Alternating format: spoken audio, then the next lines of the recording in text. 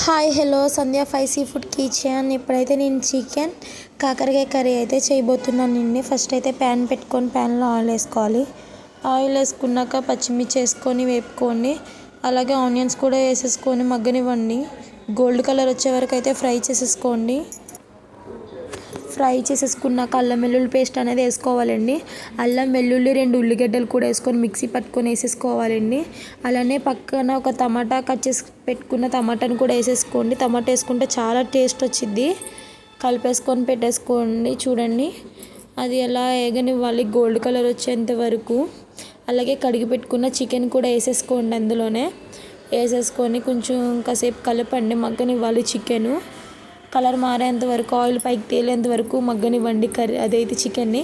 అలాగే చికెన్ వాసన వస్తుంది కాబట్టి సాల్ట్ కొంచెం పసుపు కూడా వేసేసుకుంటే స్మెల్ అనేది రాదండి మీకు, నీసు స్మెల్. తర్వాత మూత పెట్టేసి ఒక 5 minutes ఉడకనివ్వండి. చూడండి వాటర్ ఎలా తేలుతున్నాయో పైకి. వాటర్ తేలేంత వరకు అలా ఫ్రై చేస్తూ ఉండండి. అలాగే పక్కన ఉడకబెట్టి పెట్టుకున్న కాకరకాయలు కూడా వేసేసుకోండి. కొంచెం నూనెలో అయితే మగ్గేంత వరకు అలా 5 minutes అవి కూడా అలా మగ్గనిచ్చేంత వరకు చూడండి.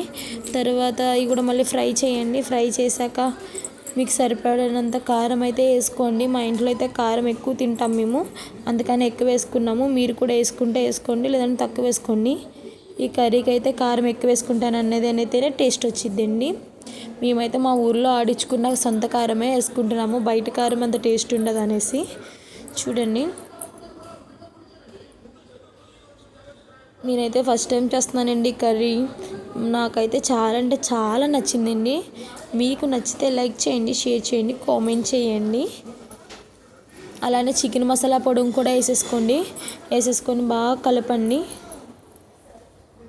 చూడండి డార్క్ రెడ్లో ఉంటుంది. అలాగే 2 పచ్చిమిర్చి కూడా కట్ చేసేసుకొని వేసేసుకోండి. అవి పచ్చిమిర్చి వేసుకుంటే టేస్ట్ బాగా వచ్చింది.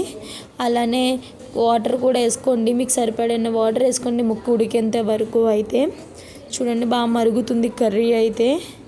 ఇంకొక 5 minutes అయితే కర్రీ అయిపోతుందండి. అవి బాగా మగ్గాలి, వాటర్ అన్నీ ఇంకిపోయే వరకు అలా కలుపుతూ ఉండండి. చూడండి కర్రీ అయితే దగ్గర పడిపోయింది. ఇలా అయితేనే బాగుంటుందండి కర్రీ. ఇలాగే వండుకోవాలండి. వాటర్ కొంచెం గ్రేవీ ఉండాలి కాబట్టి మాకైతే చాలా నచ్చింది. నచ్చితే లైక్ చేయండి, షేర్ చేయండి, కామెంట్ చేయండి, సబ్స్క్రైబ్ చేసుకోండి మై ఛానల్.